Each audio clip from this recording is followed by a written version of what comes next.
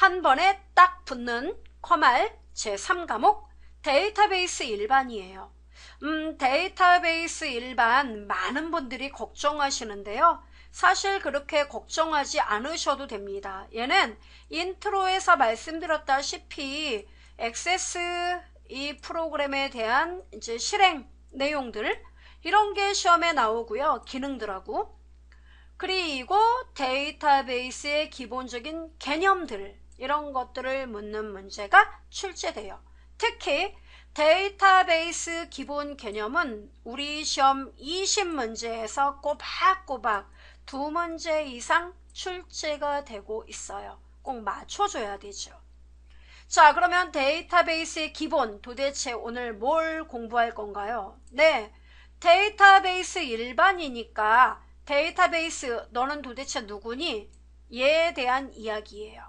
자, 자세한 내용들 함께 보도록 합시다. 데이터베이스 먼저 무엇이냐? 데이터베이스는요, 여러분이 어떠한 업무를 실행을 해야 됩니다. 그러면 업무를 실행하기 위해서 뭔가가 있어야 되겠죠? 바로 그게 데이터예요. 그래서 업무에 필요한 뭔가 필요한 데이터들이 서로 유기적으로 연결돼서 한 저장 공간에 쌓여 있는 거, 이 쌓여 있는 자료들을 반짝반짝 윤인하게 여러분 업무에 활용할 수 있도록 하는 데이터의 집합, 이게 바로 데이터베이스입니다. 자, 데이터베이스의 특징, 잘 나와요. 자, 데이터베이스는요, 데이터 중복의 최소화. 이게 시험에 잘 나와요, 여러분. 중복이라는 게 뭔 뜻이죠? 똑같은 데이터가 여기저기 막 흩어져 있어요. 그렇게 되다 보면은 만약에 A팀하고 B팀, 이렇게 우리 회사가 이렇게 A팀, B팀이 있는데 똑같은 거래 자료예요. 예를 들어 을 회사에서 500만원어치 납품이 들어왔다. 그럼 500만원어치 납품 들어왔었습니다. 요 데이터가 저장돼 있었는데 여기 B팀에서는 500만원이 아니라 400만원으로 알고 있다. 그러니까 똑같은 을인데 500만원, 여기가 400만원. 이러면 어때요? 어떤 게 정확한 데이터지? 헷갈리게 돼요. 그래서 중복이 된다는 얘기는 데이터의 정확성을 깨트려요. 그래서 완벽하게 중복을 없애지는 못해요. 다만 그 중복을 최소화시키겠다. 이게 바로 데이터베이스예요. 그 다음에 두 번째 특징을 봅시다. 요구된 질의에 대해, 질의가 뭐냐면은 우리 이 과목에서 쿼리 배웠죠. 쿼리. 그게 질의예요. 그러니까 사용자가 나 이번에 올해 입사한 신입사원 명단 좀 뽑아줘. 이런 거죠. 나 총무팀 직원들 명단을 뽑아줘. 이런 게 바로 조건. 이게 질의예요. 그러면 이러한 질의에 대해서 어떻게 합니까? 즉각적으로 응답해야 되죠. 실시간 접근 방식. 데이터의 일관성 및 무결성 유지. 무결성은 정확성을 유지한다는 얘기예요. 그 다음에 데이터의 보안을 유지하여 데이터 손실을 방지하겠다. 알아둬야 돼요. 보안 유지. 그 다음에 데이터 조작을 통해서, 조작한다는 얘기는 데이터가 이렇게 쌓여 있어요.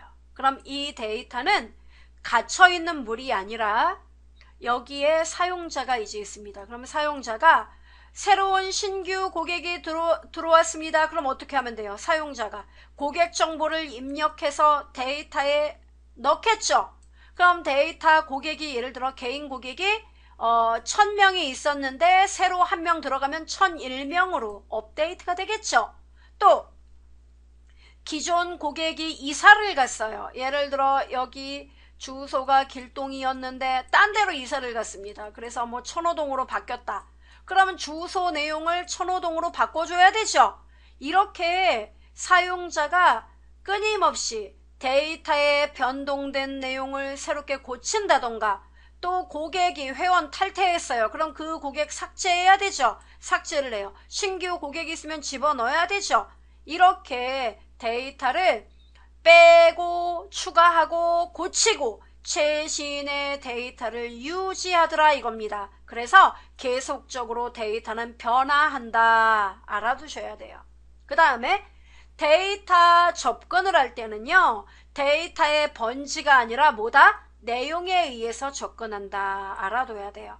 그 다음 데이터의 논리적, 물리적 독립성을 유지한다. 이게 바로 장점이에요. 좋은 거. 됐죠? 그런데 장점이 있다면 당연히 그에 못지않게 단점이 있겠죠. 자, 단점은요. 데이터베이스는 여러분 덩치가 커요. 예, 크다고요. 그래서 이 데이터베이스를 아무나 누구나 다 만지진 못해요. 데이터베이스가 한번 덩치가 크기 때문에 외부의 공격을 받는다든가 이러면 이걸 회복하는데 시간이 많이 걸리고 그리고 고급 기술자의 노력이 필요합니다. 그래서 데이터베이스 전문가가 많이 부족하고요. 이 데이터베이스를 유지 관리하려면 커다란 저장 장치가 필요하고 계속적으로 서버를 운영해야 되기 때문에 비용이 늘어나요. 그 다음에 데이터가 손실이 발생하면 다시 회복하는데 시간이 많이 걸려요. 시스템이 복잡해지고 간혹 가다가 처리 속도도 느려지는 문제가 있습니다. 됐죠, 여러분? 비교하셔서 기억해야 됩니다. 자, 그리고 DBMS라는 게 있습니다. 우리말로 데이터베이스 관리 시스템이라고 불러요. 뭐라고요? 데이터베이스 관리 시스템. 자, 얘는요, 뭐냐면은 데이터베이스는 저장 장치에 저장되는 거잖아요. 그러니까 이 저장 장치에 저장된 데이터들을 여기 사용자가 있습니다. 사용자가 끊임없이 데이터베이스에서 뭔가를 꺼내오려고 노력을 하겠죠. 그때 여기 중간에 소프트웨어가 있어요. 얘가 DBMS예요. 얘가 사용자한테 너 명령어 내놔봐. 그 명령어가 맞으면 어때요? 알았어. 내가 저장장치에서 자료를 꺼내서 너한테 넘겨줄게. 이렇게 중재 역할을 하는 게 DBMS예요. 그러니까 얘는 프로그램이에요. 그래서 파일 처리 시스템의 문제점인 어떤 문제? 자료의 종속성과 중복성. 그러니까 데이터베이스가 나타나기 전에는 파일 처리 시스템이 있었어요. 파일 처리요? 네. 이거는 전산화가 되지 않다 보니까 회사가 A팀, B팀 이렇게 팀원들이 있으면 얘네 팀에서 관리하는 자료는 얘네 팀에서 따로 관리해요. 그럼 다른 팀에서 얘네 자료를 함부로 보지도 못하고 얘네가 관리를 해요. 또 B팀은 자기네 업무에 맞는 자료를 얘네가 별도로 갖고 있어요. 그러다 보니까 회사는 하나이다 보니까 어때요? 당연히 중복되는 자료가 있겠죠. 그래서 서로 뭡니까? 두 팀 간에 어떤 협업이 필요할 경우 서로 싸우는 문제가 생긴다고요. 자료가 정확하지 않아서. 그래서 종속성과 중복성이 이때 많이 문제가 됐었는데 이것을 해결하기 위한 프로그램, 소프트웨어, 이게 바로 DBMS다 이겁니다. DBMS는요. 아까 말씀드린 것처럼 데이터베이스와 누구? 사용자 간의 인터페이스 역할을 하며 사용자가 요구하는 자료가 타당한지, 즉 문법이 맞는지 검사를 해요.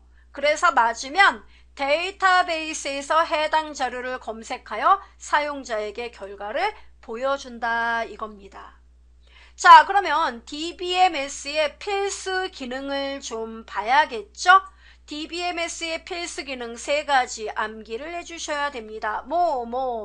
정의하고 조작하고 제어한다. 3개. 정의, 조작, 제어. 정의는 뭔데요? 네.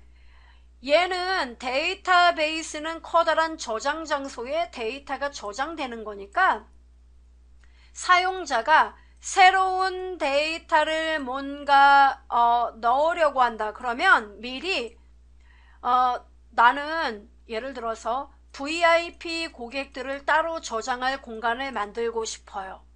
얘한테 DBMS한테 얘기를 해요. 그럼 말해봐. VIP를 저장하기 위해서 너는 모두 몇 개 항목을 저장하는 공간을 만들 거야. 그리고 형식을 어떻게 할 거야? 날짜가 올 거야? 문자가 올 거야? 숫자가 올 거야? 이런 형식, 타입, 이런 것들을 직접 정의하고 이용 방식을 지정하는 거. 이게 바로 정의예요. 그 다음에 조작이라는 말은요, 말 그대로 사용자가 이미 만들어 놓은 이런 정의된 공간에 사용자가 새로운 데이터를 내가 넣을게요. 추가합니다. 또 그 고객 내놔보세요. 왜요? 전화번호가 새로 바뀌었답니다. 이런 거 있죠. 즉 데이터에 대한 조작이 가능하도록 데이터를 삽입한다든가 또 불필요한 걸 삭제한다든가 내용을 고치는 갱신, 이런 것들, 그리고 가장 많은 조회 작업이 가능하도록 하는 것. 조회가 뭔지 아시죠? 네, 조회가 가능하도록 하는 거. 이게 바로 조작 작업이에요. 그 다음에 제어 기능이 있는데요. 제어는 아주 중요한 작업이에요. 얘는 보안과 관련되어 있습니다. 제어라는 거는 데이터베이스를 보다 안전하게 사용할 수 있도록 여러 사용자가 동시에 데이터베이스를 사용할 수 있거든요. 그래서 여러 사용자로부터 데이터의 정확성, 무결성, 그리고 보안, 이런 것들을 유지하기 위한 기능으로 권한이 있는 사용자만 데이터베이스에 접근하도록 한다든가, 동시에 여러 명이 특정한 데이터를 고치려고 한다. 그러면 줄을 서시오. 병행을 제어한다는 얘기예요. 그러니까 니네 동시에 들어가서 똑같은 데이터 못 고쳐. 기다려. 이게 병행 제어예요. 이런 것들을 실행하는 게 바로 제어 작업이에요. 됐죠, 여러분? 그래서 정의, 조작, 제어 꼭 기억하셔야 됩니다. 자, 그리고 데이터베이스 구성과 관련하여 데이터베이스 언어가 나오는데요. 여러분, 이거 언어 3가지 별표를 해 놓으셔야 돼요. 이것은 우리가 앞으로 액세스를 공부하면서도 굉장히 중요한 역할을 합니다. 자, DBMS에서도 정의 기능, 조작 기능, 제어 기능이 있었잖아요. 얘도 언어도 3가지, 데이터 정의어, 데이터 조작어, 데이터 제어어, 이렇게 3가지가 있어요. 정의어는 DDL, 조작어는 DML, 제어어는 DCL 이렇게 불러요. DDL, DML, DCL. 정의어는 데이터베이스를 생성하거나 수정하는데 사용되는 언어예요. 그러니까 데이터베이스 맨 처음에 그 구조를 만들 때 있죠? 그때 필요한 언어를 말합니다. 그래서 데이터의 타입이라던가 또 그 각각의 우리가 테이블이라고 부르는 애가 있어요. 그러면 이 테이블을 구성하는 각각의 필드 이름, 항목을 설정한다던가, 그 다음에 액세스 방법 있죠. 이런 것들을 정의하는 언어가 바로 데이터 정의어. 그 다음에 우리가 보통 많이 쓰는 게 데이터 조작어. 뭐라고 불러요? DML. DML은요, 사용자가 응용 프로그램을 통해서 데이터베이스에 저장된 데이터를 실제로 처리하는 데 사용하는 언어가 바로 DML이에요. 이때는 절차식 언어와 비절차식 언어로 구분되고요. 데이터 처리는 데이터를 검색하려고 해요. 검색, 다른 말로 조회, 똑같아요. 이때는 select라는 말을 쓰고요. SQL로 보통 많이 쓰는 게 select예요. 삽입한다, 이때는 insert라는 명령문을 사용하고요. 그 다음에 삭제한다, delete라는 명령문을 사용하고요. 그 다음에 변경한다, 우리가 update라고 불러요. 갱신, 변경, 똑같은 말이에요. update. 이러한 명령어들이 모두 다 조작어에 속하는 겁니다. 그래서 이러한 조작어를 통해서 데이터를 최신의 내용으로 변경하는 거예요. 사용자와 데이터베이스 관리 시스템 간의 인터페이스를 제공하는 역할도 해요. 자, 그 다음에 데이터 제어어. 아까 제어는 보안이라고 생각하라고 했던 거 여러분 기억하죠? 예. 데이터의 보안 작업이라든가 무결성 작업, 데이터를 회복. 이 회복이란 말은 데이터가 어떤 장애가 생긴 거예요. 데이터베이스에 대해서. 뭐 장애라는 건 네트워크 장애라던가 아니면 뭐 어떤 외부의 공격에 의한 장애, 뭐 여러 가지 하드웨어적인 문제에 의한 장애 이런 거. 이런 장애가 발생했을 경우 장애 발생하기 전의 상태로 되돌려 놓는 작업, 이것을 회복 이렇게 불러요. 그리고 병행, 수행, 제어 등을 정의하는 데 사용하는 언어, 한마디로 DBMS의 제어 기능을 실행하는 데 도움이 되는 언어, 이게 바로 제어어. 보통 이 제어어는요, 일반인들이 사용하진 않아요. 그러면요, 그 데이터베이스를 관리하는 책임자, 데이터베이스 관리자라고 불러요. 영어로 데이터베이스 어드미니스트레이터, DBA라고 불러요. 데이터베이스 관리자가 데이터베이스 관리를 목적으로 많이 사용하는 언어가 데이터 제어어가 됩니다. 이해되죠, 여러분? 그 다음에 스키마라는 말이 나왔어요. 뜻만 기억하면 돼요. 스키마는 데이터베이스에 대한 전체적인 구조라던가 또 데이터와 데이터 간의 제약 조건, 규칙이라고 불러요. 지켜야 되는 규칙.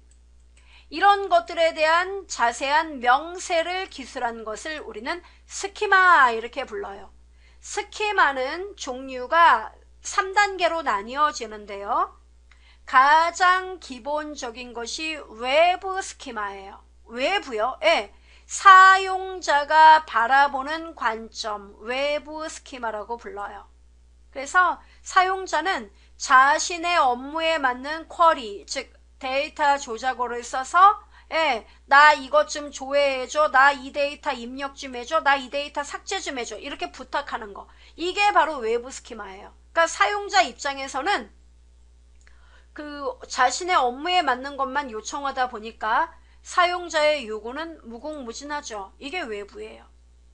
그 다음에 외부 스키마에 대한 작업이 끝나면 실제로 데이터베이스 입장에서는 사용자의 요구가 다 각각일지라도 실제로 하나의 데이터베이스에 대한 작업이잖아요. 이 데이터베이스 입장에서, 즉 하나의 통합된 입장에서 전반적인 이 시스템에 대한 명세서, 이게 바로 개념 스키마예요. 그러니까 개념 스키마는 오로지 한 개 존재해요. 그리고 마지막으로 실제로 데이터베이스는 기억 장치에 저장되죠? 저장소에? 따라서 저장소에 저장하려면 메모리는 얼마고 각각은 몇 바이트를 차지하고 이런 그 명세서가 있어야 돼요. 이것이 바로 내부 스키마. 우린 다른 말로 이것을 물리적 스키마 이렇게 불러요. 그래서 스키마는 모두 몇 가지? 3가지. 외부, 개념, 내부. 기억하셔야 돼요. 자, 그 다음에 여러분 데이터베이스 모델이 나왔어요. 모델이요? 네. 데이터베이스 모델링 작업이 나왔는데 이 저장소에 저장되어 있는 막강한 양의 데이터를 사용자가 편리하게 사용하기 위해서는 이것을 모델링을 해줘야 돼요. 그래서 모델링은 3가지로 이루어져요. 크게 계층적인 데이터베이스는 부모 일단 정보가 있으면 이 부모 정보를 자식에게 또 이렇게 나누어줘요. 그러면 이 자식 정보는 또 그들의 자식에게 정보를 또 나누어줘요. 됐죠, 여러분? 이런 관계를 갖고 있는 게 계층 데이터베이스. 네트워크 데이터베이스는 좀 복잡해요. 각각의 정보를 여러 개의 애들이 함께 공유하기도 하고 다시 얘가 어떻게 됩니까? 얘한테 정보를 주기도 해요.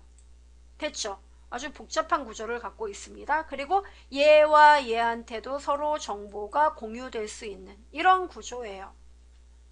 우리는 이런 게 필요가 없죠. 우리가 필요한 건 관계형 데이터베이스.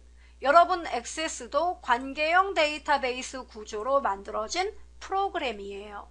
그래서 우리 시험에는 관계형 데이터베이스의 특징을 묻는 문제가 출제가 많이 되고 있습니다. 자, 관계형 데이터베이스는 표라고 불러요. 표는 영어로 뭐냐? 테이블. 테이블은 여러분 여기 보세요. 테이블 곧바로 설명 들어갈게요. 우리가 액세스에서 제일 먼저 공부하는 게 테이블이에요. 자, 테이블은 행과 여러분 여기 행과 열로 구성되어 있어요. 그러면 행과 열로 구성되는 건 사각형입니다, 결국. 그죠? 그래서 테이블은 이렇게 2차원이라고 불러요. 행과 열로 구성되어 있는 구조, 2차원 구조. 따라서 관계형 데이터베이스는 행과 열로 구성된 테이블 형태로 2차원 구조를 갖는 겁니다. 그러면 여러분 이제 구체적으로 관계형 데이터베이스의 세계로 들어가 보자 이겁니다. 자, 먼저 여러분 테이블이라는 개념이 나오잖아요. 테이블은 보시면은 이런 구조예요. 자, 엑셀의 그 데이터들을 생각해 보시면 좀 더 이해가 쉬워져요. 사원 번호, 이름, 성별, 부서명 이렇게 내용이 나오잖아요, 여러분. 그럼 얘네들은 실제 데이터가 아니고 무엇입니까? 이 데이터는 사원 번호를 가리켜요. 이들 데이터는 이름을 가리켜요. 그죠? 결국 얘들은 이 머리글은 필드라고 부르는 애들이에요. 항목 필드. 다른 말로 열. 다른 말로 속성. 즉, 이 테이블 하나, 이 대상을 우리가 개체라고 불러요. 즉, 개체가 가질 수 있는 각각의 속성, 특징, 이것을 우리는 곧바로 필드라고 부릅니다. 됐죠, 여러분? 필드, 열, 속성 다 똑같아요. 그러면 여러분 사원번호, 이름, 성별, 부서명 각각의 모두 몇 개의 필드가 모였지요? 4개의 필드가 모였습니다. 그죠? 자, 4개의 필드가 모였어요. 우리는 이 필드의 모두 개수를 도메인 이렇게 불러요. 뭐라고요? 도메인. 그럼 도메인은 모두 몇 개? 필드 개수 모두 몇 개? 하나, 둘, 셋, 넷. 그러니까 도메인 개수는 4. 됐나요? 네, 이렇게 불러요.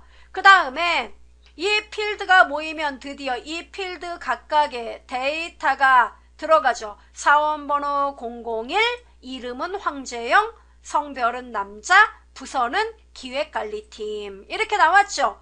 이렇게 하나의 필드의 데이터가 가득 채워져서 하나의 줄이 만들어지면 이것을 우리는 레코드라고 불러요. 뭐라고요? 레코드. 이 개념을 알아둬야 돼요. 레코드.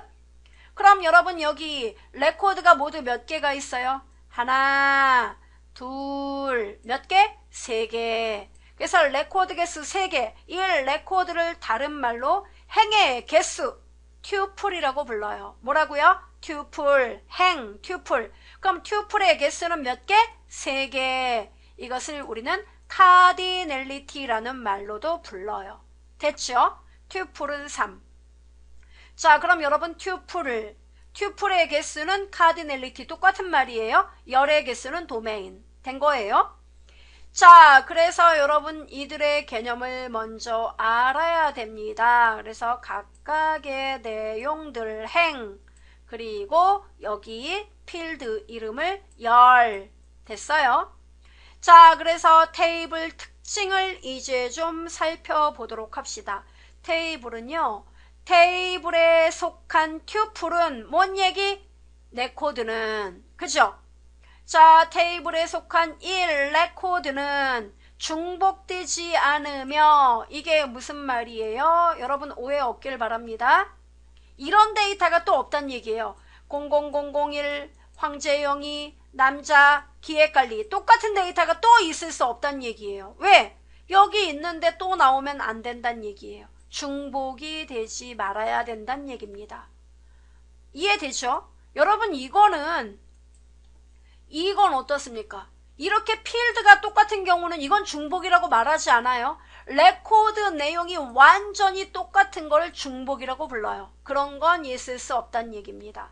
그리고 순서에 제한은 없다. 즉 어떤 레코드가 먼저 나오든 그것은 중요하지 않다는 얘기죠. 또 하나, 테이블에서 이 필드 이름 있죠. 사원번호, 이름, 성별, 부서명 나왔는데 이름이 먼저 나와도 되고 성별이 먼저 나와도 된다 이거죠. 즉 필드의 순서는 중요하지 않아요. 단 중요한 거는 필드의 이름은 어때요? 여기가 사원번호였는데 여기에 또 사원번호를 넣으면 안 되겠죠. 각각의 필드를 구분해야 되므로 똑같은 이름의 필드는 사용할 수 없어요. 즉 필드의 이름은 유일해야 된다. 알아두셔야 돼요.